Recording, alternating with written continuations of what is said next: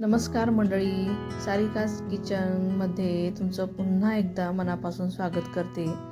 तर आज आपण बनवणार आहोत दक्षिण भारतीय खाद्य संस्कृतीमधील एक अतिशय लोकप्रिय पदार्थ जो तुमचा नाश्त्याची चव दुप्पट करेल, ती म्हणजे अस्सल इडली पोळी, ज्याला आपण गन पावडर देखील म्हणतो. तर त्याला गन पावडर म्हणून सुद्धा ओळखलं जातं. साधारणपणे आपण इडली सांबर किंवा ओल्या चटणीसोबत खातो, पण ही सुकी तिखट आणि खमंग चटणी असल्याशिवाय खरी साऊथ इंडियन थाळी पूर्ण होऊ शकत नाही. तर आजच्या व्हिडिओमध्ये मी तुम्हाला दाखवणार आहे की पोळी चटणी कशी बनवतात, इडली पोळी कशी बनवतात ते.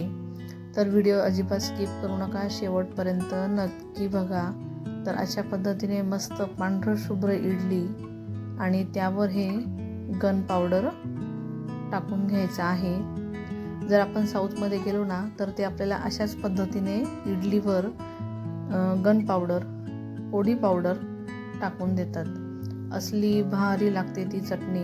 तर बघा, ह्या अशा पद्धतीने पूर्ण इडलीवर पसरवून घ्यायची, टाकून घ्यायची आणि विशेष म्हणजे त्यावर तुपाची धार. तर तूप टाकून एक नंबर इडली लागते. तर तुम्ही तूप नसेल आवडत तर तेलही टाकू शकतात. चला तर मग आपण आता रेसिपीला सुरुवात करूया. बघू शकतात किती छान सॉफ्ट अशी इडली तयार झालेली आहे आणि सोबत मस्त असं गन पावडर सांबर. मी बनवलेला व्हिडिओ तुम्हाला कशा वाटतात हे कमेंट करून नक्की सांगत चला. व्हिडिओला लाईक करा, शेअर करा आणि चॅनलला नक्की सबस्क्राईब करा. चला तर मी इथे घेतलेली आहे चणा डाळ अर्धी वाटी. तर बघा, अर्धी वाटी घेतलेली आहे. उडीद डाळ अर्धी वाटीपेक्षा थोडंसं वरती. तीळ पण अर्धी वाटी घेतलेली आहे. हे डेसिकेटेड कोकोनट आहे, बाहेरून रेडीमेड आणलेलं खोबरं, ते अर्धी वाटी घेतली आहे. जिरं घेतले 2 चमचे. कढीपत्ता भरपूर घेतलेला आहे. त्यानंतर सुकलेली लाल मिरची आणि लागणार आहे लसूण. तर आता आपल्याला हे सर्व आहे ना भाजून घ्यायचं आहे. तर सगळ्यात अगोदर चणा डाळ आणि उडदाची डाळ ही मंद आचेवर आपण भाजून घेणार आहोत, कारण सर्व डाळी आणि मसाले नेहमी मंद आचेवरच भाजा. डाळी आतापर्यंत व्यवस्थित भाजल्या गेल्या की पोळीला खमंग वास येतो. जर घाईत भाजल्या तर त्या बाहेरून लाल होतील पण आतून कच्च्या राहतील. मग ज्या वेळेला तुम्ही मिक्सरमध्ये ग्राइंड करणार त्यावेळेला त्या बारीक होणार नाही. तर बघा, छान अशा आपल्याला भाजून घ्यायच्या आहेत. तर चला, आता डाळी देखील भाजून झाल्या आहेत, तर त्यालाही मी एका प्लेटमध्ये काढून घेते.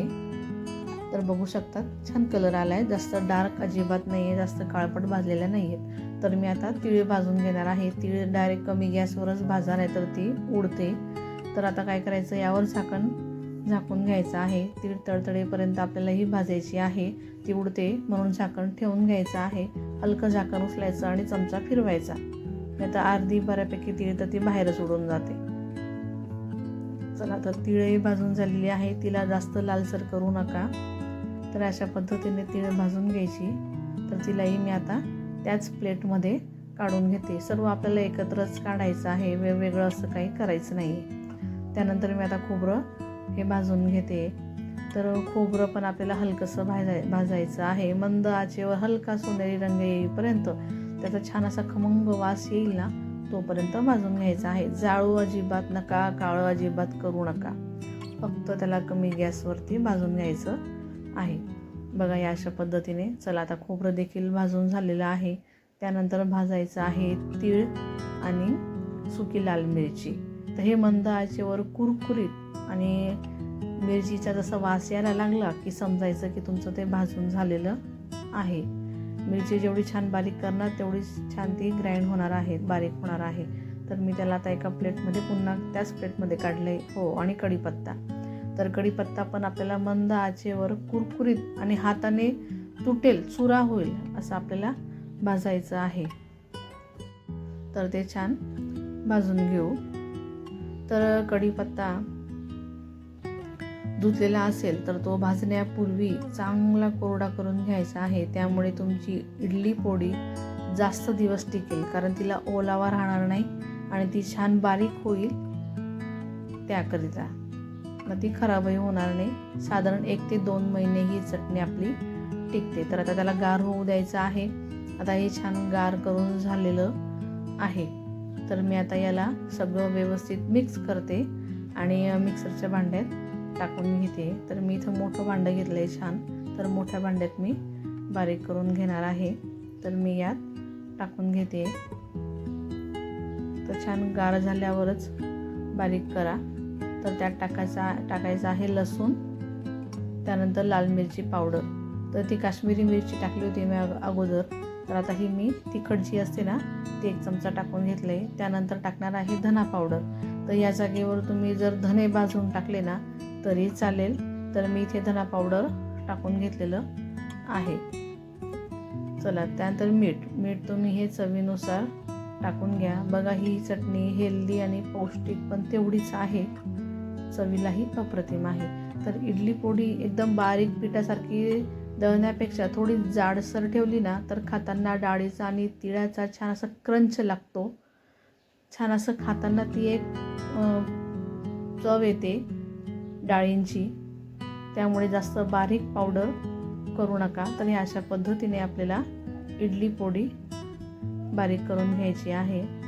तर बघा किती छान इडली पोळी चटणी बारीक केलेली आहे. तर तुम्ही कधी अशा प्रकारे इडलीवर चटणी आणि त्यावर छान साजूक तूप सोडून खाल्लेली आहे का? साऊथमध्ये कधी खाल्ली आहे का? तर मला हे कमेंट करून तुम्ही नक्की सांगाल. या व्हिडिओमध्ये मी इडली कशी बनवायची हे दाखवलं नाही आहे, पण एकदम मऊ आणि लुसलुशीत इडली कशी बनवायची, त्याचं पीठ कसं आंबवायचं, फर्मेंटेशन कसं करायचं याची सविस्तर रेसिपी मी आधीच शेअर केलेली आहे. तो व्हिडिओ तुम्ही अजून पाहिला नसेल तर नक्की जाऊन बघा. त्याची लिंक मी खाली डिस्क्रिप्शन बॉक्समध्ये देऊन देईल. ती जाऊन नक्की बघा. आणि ही रेसिपी, ही पोळी चटणी गन पावडर तुम्ही नक्की बनवून बघा. तुम्हाला कशी वाटली, घरच्यांना कशी वाटली हे मला कमेंट करून नक्की सांगा. तुमच्या कमेंटची नक्कीच मी वाट बघेल. तर रेसिपी आवडल्यास रेसिपीला शेअर करा, लाईक करा आणि चॅनलला देखील प्लीज नक्की सबस्क्राईब करा. भेटूया अशा पुढच्या नवनवीन रेसिपीसोबत. तोपर्यंत धन्यवाद.